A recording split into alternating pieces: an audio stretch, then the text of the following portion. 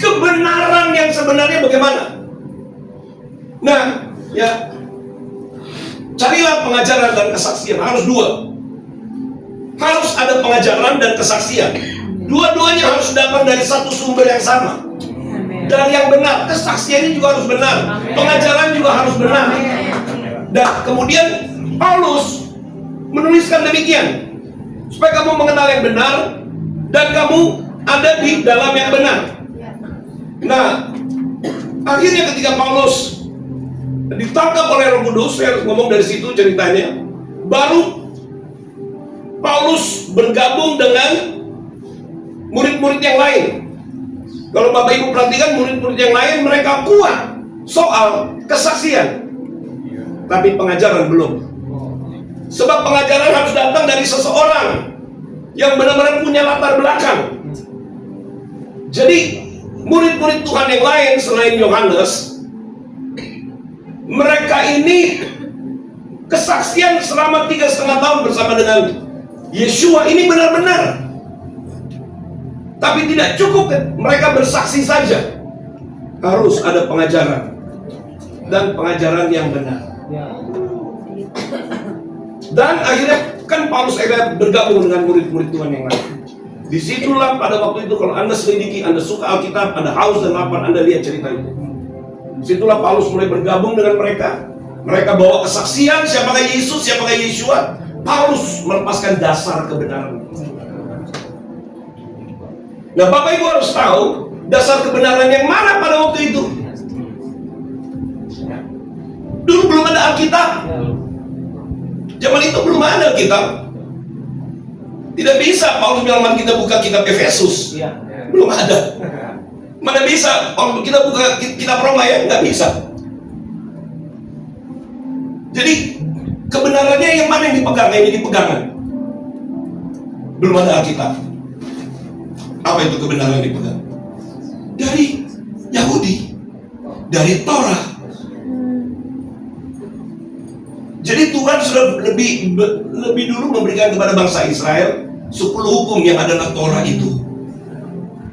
Nah, Torah itu kemudian ketika Paulus dibukakan matanya, maka Paulus bisa menerima bahwa di dalam Torah itu ada rahasia. Ada rahasia yang tersimpan.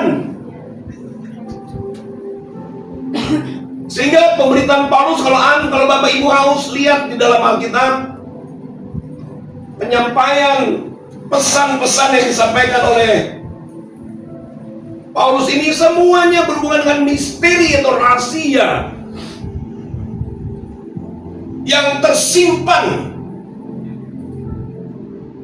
Itu dibukakan. Dan memang itu diatur, Tuhan yang sudah mengatur semuanya, bahwa rahasia itu baru akan dibukakan setelah Yeshua menjadi perjanjian baru. Setelah Yesus naik di kayu salib, dan setelah mulai dari ketika roh Tuhan dinyatakan, ketika Roh Kudus hadir, barulah kebenaran itu mulai dibukakan.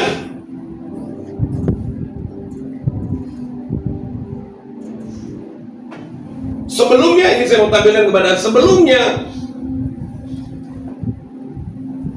ya orang tidak tahu bagaimana memulainya, bagaimana memahami tentang seluruh kebenaran.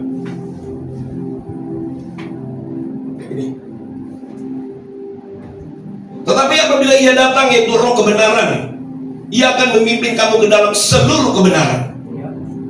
Dan Roh Kudus tidak akan pernah bertentangan dengan apa yang Tuhan berikan kepada bangsa Israel. Jadi Bapak Ibu jemaat, mula-mula ketika Paulus bilang kamu harus mengenal kebenaran supaya kamu ada dalam yang benar, ya ini. Dan Roh Kudus menyertai murid-murid, menyertai Paulus dalam rangka menjelaskan kepada orang-orang percaya pada waktu itu. Karena fenomenal pada waktu itu, bagaimana pergerakan Roh Kudus begitu dahsyat dan orang haus dan lapar. Dan akhirnya setiap hari mereka berkumpul bersama-sama. Karena mereka rindu mau tahu ini apa ini. Dan Paulus dan murid-muridnya mulai menjelaskan itu.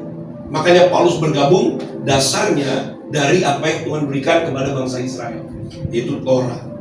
Dari situlah bangsa-bangsa lain mulai bertumbuh dengan benar. Dari situlah mereka mulai mengenal kebenaran.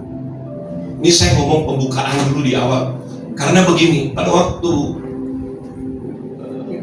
Yehu ini sama istrinya ini bersaksi, saya bilang, wow, kamu sudah menggenapi apa yang harus terjadi di akhir zaman.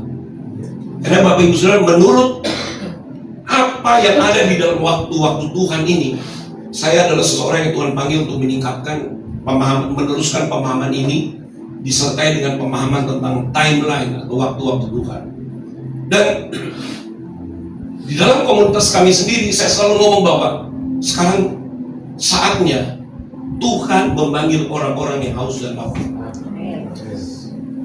Kalau menurut kalender Ibrani 5786, ini adalah tahun Tuhan memanggil orang-orang yang haus dan lapar akan kebenaran.